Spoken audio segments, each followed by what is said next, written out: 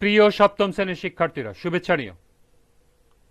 আজকে আমি তোমাদের বাংলা বইয়ের ষষ্ঠ অধ্যায় থেকে 135 পৃষ্ঠার সমাধান করে দেব। প্রথমে তোমাদের বলবো, যারা আমার চ্যানেলটি সাবস্ক্রাইব করো নাই তারা আমার চ্যানেলটি সাবস্ক্রাইব করবে এবং আমার সাথে থাকবে। তাহলে চলো আমরা ক্লাস শুরু করি। কবিতা লিখি। কবিতা লেখা যায় যে কোনো বিষয় নিয়ে। এ বিষয় হতে পারে কোনো ব্যক্তি, বস্তু, কোনো ঘটনা বা কাহিনী। কবিতার মধ্যে মনের আবেগ, অনুভূতি প্রকাশ পায়। নিচের ফাঁকা জায়গায় তুমি নিজে বানিয়ে বানিয়ে একটি কবিতা লেখো। লেখার সময় কবিতার বৈশিষ্ট্যগুলো খেয়াল রাখো। কবিতার একটি নাম দাও। অর্থাৎ তোমাকে একটি কবিতা লিখতে হবে এবং একটি কবিতার শিরোনামও দিতে হবে। তো চলো এখন আমরা এর সমাধান দেখে নিই।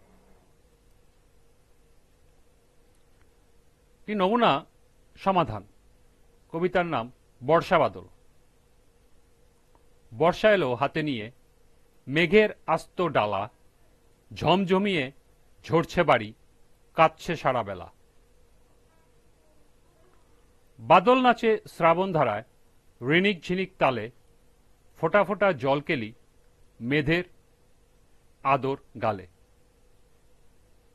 ঝিলের জলে হংস মিথুন আনন্দে আজ নাচে, সোদা মাটির গন্ধ নিয়ে আষাঢ় এলো কাছে।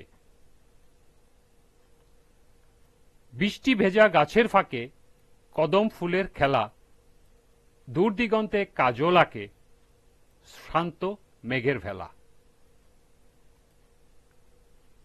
এই ছিল কবিতা লিখি এর নমুনা সমাধান।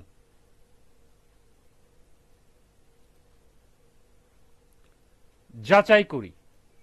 তোমার লেখা কবিতার নিচের বৈশিষ্ট্যগুলো আছে কিনা যাচাই করে দেখো। অর্থাৎ যে কবিতাটি তুমি লিখবা বা লেখা হয়েছে, আমরা যে কবিতাটি দেখলাম, এই কবিতার ভিতরে এই বৈশিষ্ট্যগুলো আছে কিনা তা যাচাই করে দেখতে হবে। যেমন 1, লাইনের শেষে মিল শব্দ আছে কিনা।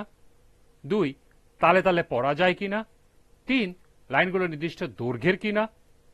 4, এর ভাষা গদ্য ভাষার চেয়ে আলাদা কিনা। এবং 5, শব্দের চেহারায় কোনো পরিবর্তন হয়েছে কিনা। তো চলো এখন আমরা যাচাই করি, এর সমাধান দেখে নিই।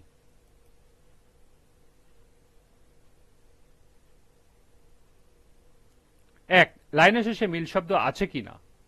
উত্তর, হ্যাঁ, আমার কবিতায় লাইনের শেষে মিল শব্দ আছে। 2, তালে তালে পড়া যায় কিনা। উত্তর, হ্যাঁ, আমার কবিতা তালে তালে পড়া যায়। 3, লাইনগুলো নির্দিষ্ট দৈর্ঘ্যের কিনা। উত্তর, হ্যাঁ, আমার কবিতা লাইনগুলো নির্দিষ্ট দৈর্ঘ্যের। 4, এর ভাষা গদ্য ভাষার চেয়ে আলাদা কিনা। উত্তর, হ্যাঁ, আমার কবিতার ভাষা গদ্য ভাষার চেয়ে আলাদা। এবং সর্বশেষ 5, শব্দের চেহারায় কোনো পরিবর্তন হয়েছে কি না। হ্যাঁ, আমার কবিতার শব্দের চেহারায় পরিবর্তন হয়েছে। এই ছিল যাচাই করি এর সমাধান। একজনের লেখা কবিতা অন্যজনকে পড়তে দাও। প্রত্যেককে কবিতা নিয়ে পরস্পর মত বিনিময় করো। এর সাথে প্রথম পরিচ্ছেদের সমাপ্তি। এরপরে দ্বিতীয় পরিচ্ছেদ ছড়া।